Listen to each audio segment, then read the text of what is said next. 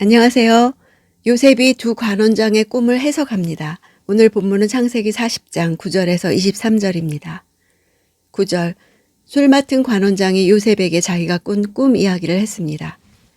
꿈속에서 내 앞에 포도나무가 하나 있는 것을 보았네. 술 맡은 관원장의 말은 원어 성경에는 동사가 없이 단지 명사 2개만이 나열되고 있습니다. 직역하면 내 앞에 한 포도나무입니다. 이는 마치 현재 그 장면을 보고 있는 듯이 절제된 언어로 매우 생동감 있게 표현하고 있는 것입니다. 10절, 그 나무에 가지가 셋 달렸는데 싹이 돋고 곧 꽃이 피더니 금세 포도송이가 열리는 것이었네. 앞부분의 세 단어, 그 나무에 가지가 셋 달렸는데 여기에는 동사가 전혀 사용되지 않고 문장이 이루어져서 꿈의 배경 역할을 하는 고정된 포도나무의 모습을 인상적으로 보여줍니다. 반면에 뒷부분은 동사만을 3번 나열해서 포도나무에서 일어나는 역동적인 성장 과정을 박진감 넘치게 묘사하고 있습니다. 즉 싹이 돋자마자 꽃이 피고 꽃이 피자마자 포도송이가 탐스럽게 맺히는 과정이 마치 현대의 고속카메라 촬영 기법처럼 일순간에 이루어지는 것을 묘사합니다.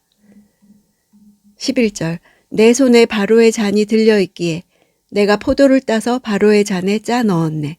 그리고 그것을 바로께 드렸네.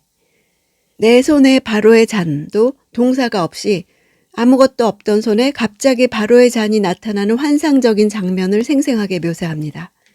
따서, 짜, 드렸다는 세 동사가 모두 계속법으로 이루어져서 비록 꿈이었지만 술 맡는 관원장의 마음에 흥분과 큰 기대감을 불러일으켰다는 것을 나타냅니다.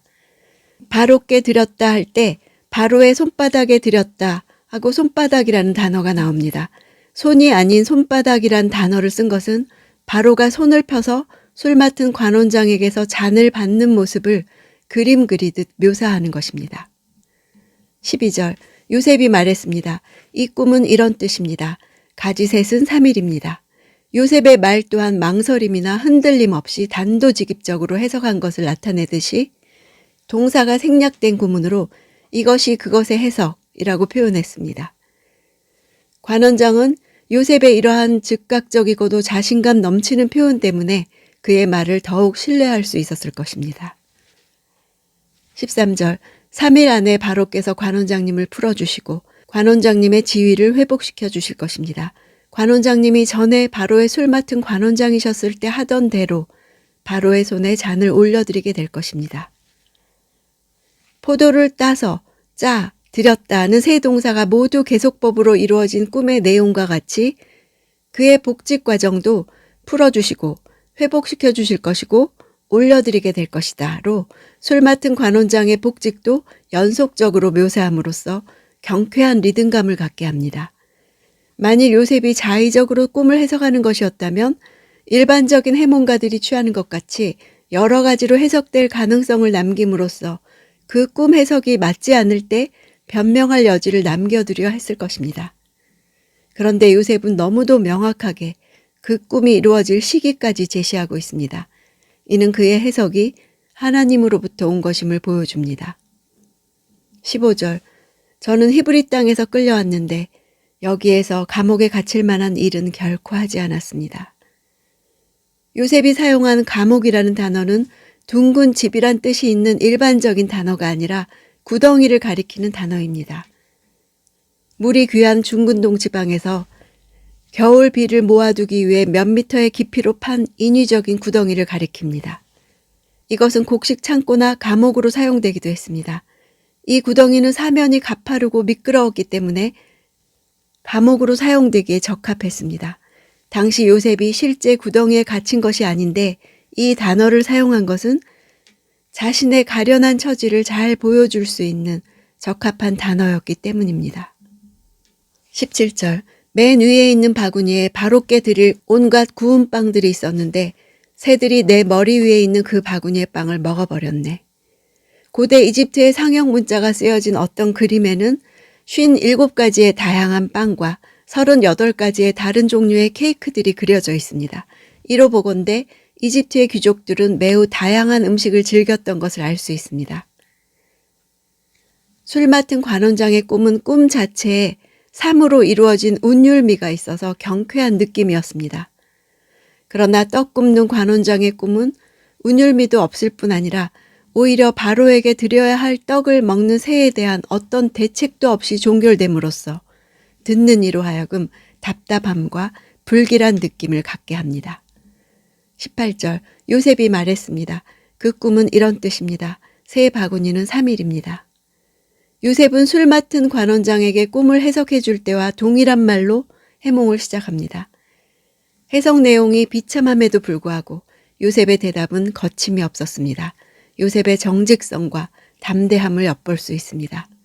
19절 3일 안에 바로께서 관원장님의 목을 베고 몸을 나무에 매달 것입니다. 그러면 새들이 관원장님의 살을 뜯어먹을 것입니다.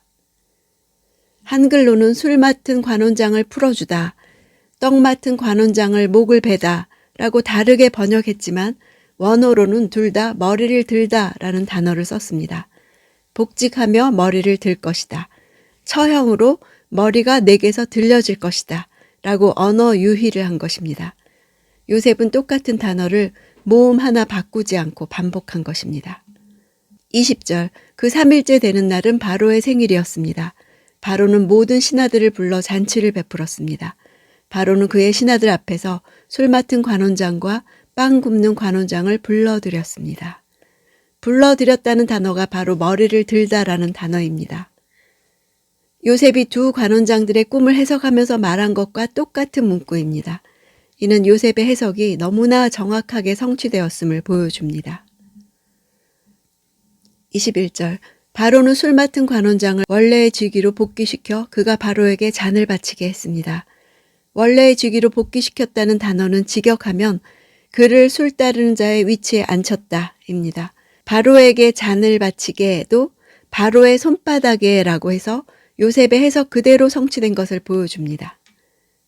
23절 하지만 술 맡은 관원장은 요셉을 기억하지 않고 잊어버렸습니다. 기억하지 않고 잊어버렸다고 마치는 것은 미래가 요셉에게 닥친 것처럼 보입니다. 그러나 아직 때가 되지 않았기 때문입니다. 사람은 요셉을 잊어버렸어도 하나님의 섭리는 요셉의 삶을 주도하십니다. 하나님은 당신의 뜻을 인간으로서는 도무지 예측하거나 관여할 수 없는 오묘한 방법과 과정을 통해 오랜 세월에 걸쳐 이루어 나가십니다. 우리 인간은 한 사건의 전모가 완전히 드러난 후에야 하나님의 섭리를 비로소 어렴풋이나마 깨달을 수 있는 것입니다.